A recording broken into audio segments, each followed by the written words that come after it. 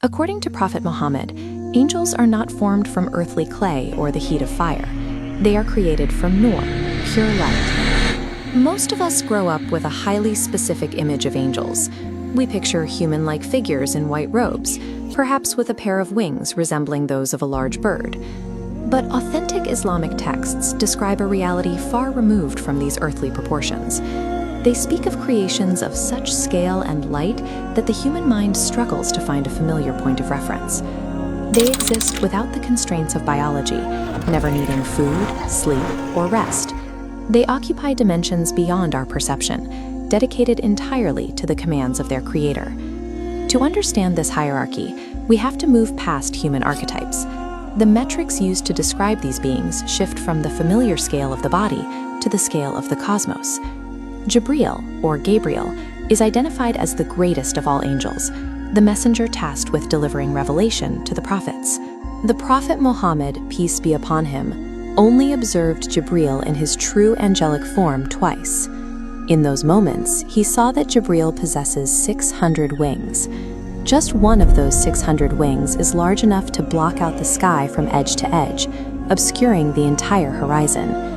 When he spread these wings, pearls and rubies fell from them. The text describes his physical span not in miles, but in time.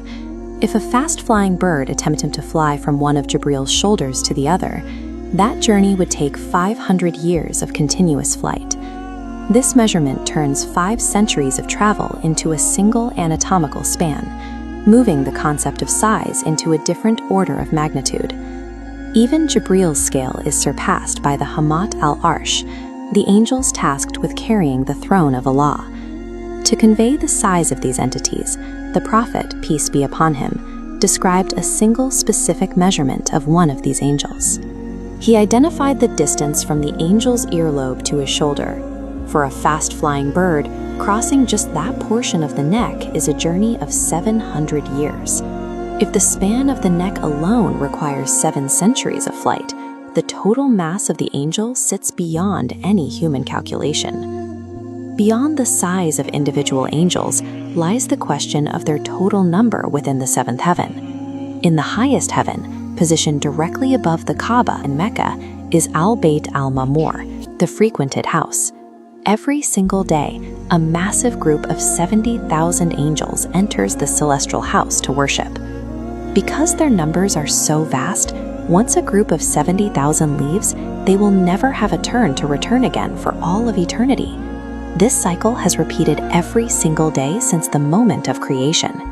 The heavens are a densely populated expanse, filled with a near infinite multitude of these beings.